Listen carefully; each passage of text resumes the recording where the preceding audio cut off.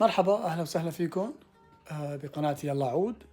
اليوم مثل ما وعدتكم على هذا العود راح نعمل من الألف إلى الياء الكماليكا أو الشيلاك مثل ما بيقولوا بالإنجليزي شيلاك. المادة فيكم تشتروها من الإي باي، من الأمازون، بظن من علي إكسبرس موجودة بألوان مختلفة. الكماليكا هي مادة طبيعية بينتجها حشرة بتعيش على 3 أنواع من الشجر بالهند، غالبا بالهند. سبحان الله. هاي الكماليكا مادة طبيعية مثل ما حكينا، عندها حماية رهيبة للخشب، مشان هيك أنا بفضلها عن اللكر واللاك والسبراي الكيميائي. أنا ما بشتغل فيهم أبدا، بشتغل فقط بالكماليكا الطبيعية. سعرها رخيص، بتمد منيح، شغلها صعب، بدها جهد وقت صبر، ما أنا سهل الحقيقة، وأحيانا بصير في غلط. راح نحاول نشرح قدر الإمكان، وجربوا قبل ما تجربوا على العود جربوا على شقفة خشب. أهم شيء يكون الوجه اللي عم تشتغلوا عليه بالعود أو بالموبيليا أو أي خشبة تكون نظيفة ناعمة منيح، تكون ناعمة. يعني أنا عامل هون آخر دور بالسنفرة، ورق السنفرة 400 بكفي، 320 كمان منيح. أنا عملت 400 تمام. المادة هاي هي، هلا نشوفها سوا. أحط الكاميرا.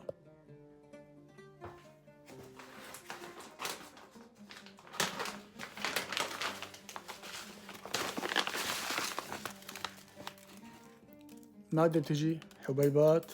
هاي المادة بتنخلط مع الكحول السبيرتو وسبيترو، بده يكون بنسبة 99% كحول. كحول عادي ما بيشتغل. نسبة الخلط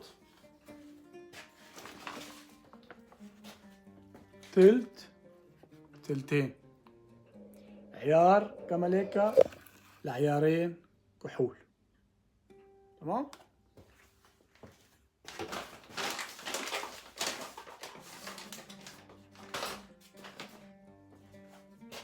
أنا عامل هون جاهز. يفضل إذا في عندكم علبة مثل هاي، وعلى فكرة تحطوا الكماليكا تلت القنينة مثلا والتلتين كحول، تسكروهم تخلطوهم 10 دقايق فيكم تشتغلوا فيهم بدوب. ويفضل انه يكون في إلها فتحة صغيرة للتنقيط، لأنه ما بصير يكون كمية كبيرة كمان. تمام. نحتاج كمان قماشة قطن ناعمة بقلبها كمية من القطن،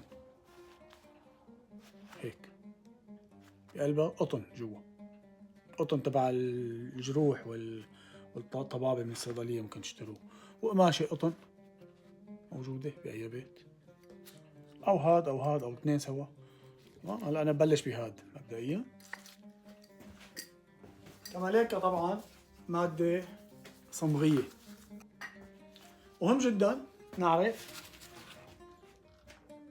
بيكون مكان نظيف. في أنا غطيت محل ما بشتغل في بلاستيك ليكون نظيف ما يطلع غبرة. أهم شي نعرف إنه الشغل بده يكون، هلا رح نقط هون أنا الكماليكا كمية منيحة، والشغل بده يكون دائما اتجاه واحد. أول شي الخط اللي بنمشي فيه ما بنرجع بنمشي عليه. يعني لو فرضنا بدي أعمل أنا ضلع، الضلع اللي مشيت عليه مشوار تاني بمشي على اللي بعده وعلى اللي بعده، 3 4 وهكذا لا يخلص. نتركه ربع ساعة هي بتنشف بسرعة، نتركه ربع ساعة 10 دقايق، نرجع بنعيد نفس العملية حسب الطلب، حسب ما يشوف الشخص انه هلا تمام، هلا اللمعة بتكفي.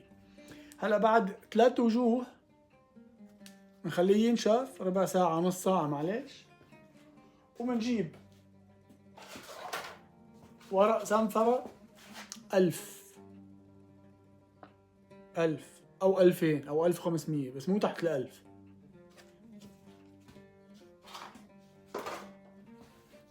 نعمل تنعيمة، ننظف الغبرة تبع الكماليكا اللي نعمناها بالألف، وبنرجع بنعمل كمان 3 وجوه، نرجع بنعمل بالألف وبنستنى نرجع.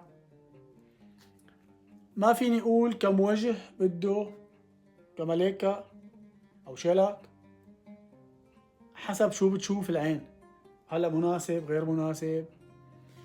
انا احيانا بعمل 10 20 وجه حسب، لنشوف شو بده يطلع معنا. هون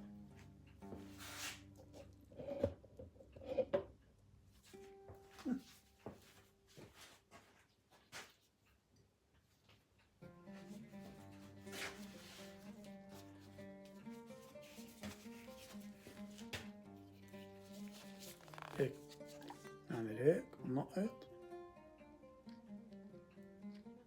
نعبيها خليها تشرب اول وحده تكون ناشفه لانه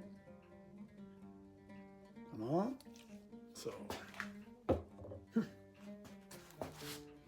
بلش من هون، اول سحبه كامله، ثانيه، وما بنضغط زياده بايدنا، وخاصه بالدور الثاني بالوجه الثاني، لانه اذا ضغطنا زياده الكماليكا الجديده بتشيل القديمه. هيك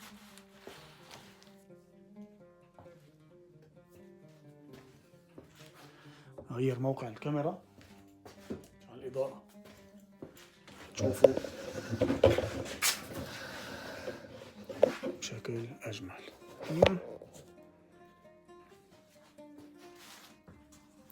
هذا الوجه معمول اول وش، وهذا لا، شايفين الفرق؟ طبعا هذا اول وش، وبنكمل بهذا الشكل.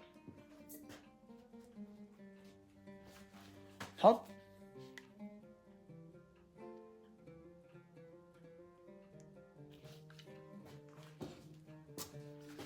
مثل ما حكينا، ما عم نرجع على القديم دغري، نكمل محل ما خلصنا،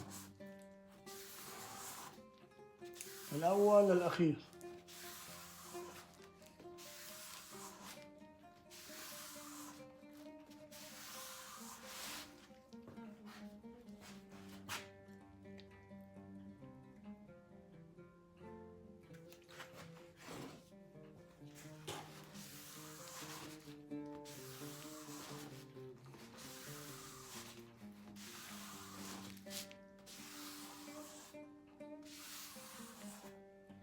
شغل الكماليكا الحقيقة كتير صعب ومعقد، وبده صبر، اللي ما عنده صبر لا يشتغل هاي الشغلة، لا يفوت الفوت، يعني حقيقة نصيحة. والقطنة بعد ما نخلص الوجه إذا بدنا نستنى ربع ساعة، القطنة بنحطها بأي واعة أي إناء يكون مختوم بسكر منيح، لأنه إذا تعرضت للهواء بتنشف وتصير مثل الخشبة، ما عاد فينا نستعملها بنكبها. نحفظها هيك، هاي فيكم تستعملوها 20 سنة إذا ضليت بقلبها.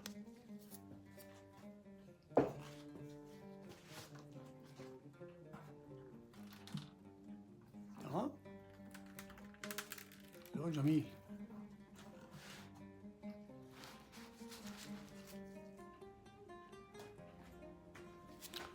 نستنى بنرجع بنعيد ربع ساعة، بنرجع بنعيد عليه. هلا تركته ليرتاح أنا شي ربع ساعة أكتر شوي، راح بلش. على فكرة هذا الوش التاسع، راح بلش كمان بورق سنفرة 1000 تنعيم خفيف.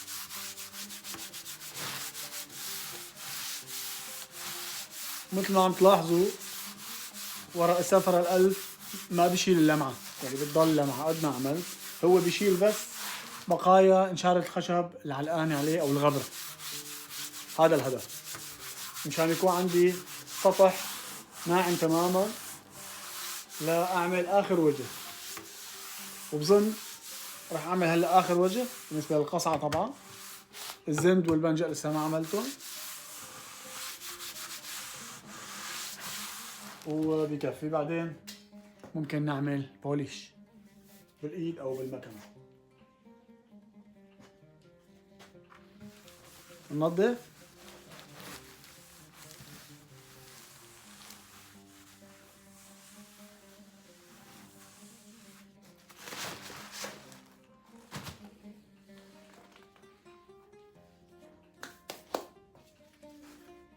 وبنفوت على آخر وجه.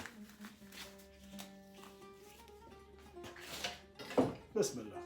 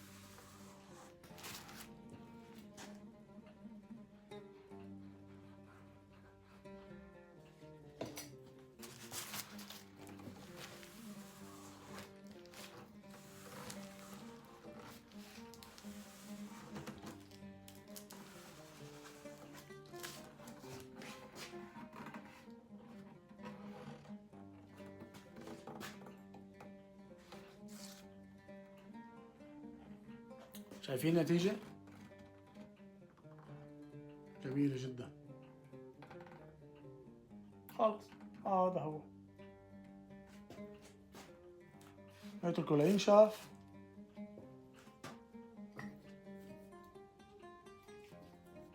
وبعدين نعمل آخر وجه بورق السنفرة 1000 كمان مرة تانية. وبعدين نعمل بوليش، بس البوليش ما تعملوا دغري، استنوا عليه كذا يوم، يعني اسبوع 10 ايام معلش، ليكون صار صلب تماما. وبعدين فيكم تعملوا بوليش، مو دغري، مو بعد ساعة، مو بعد يوم، مو بعد يومين.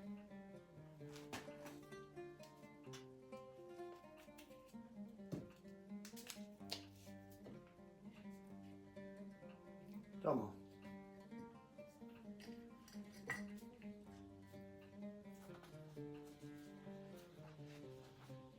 وهلا صار دور الزند والبنجة، نفس المبدأ تماما، بس هدول طبعا شغلهم اسهل بكتير لانه مساحات صغيرة.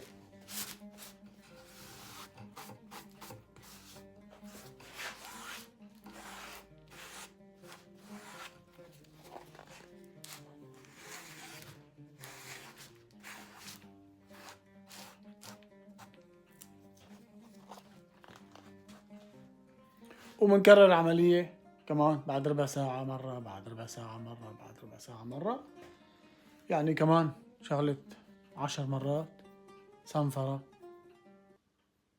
وبعد 10 أيام أو أسبوع أسبوعين بولش.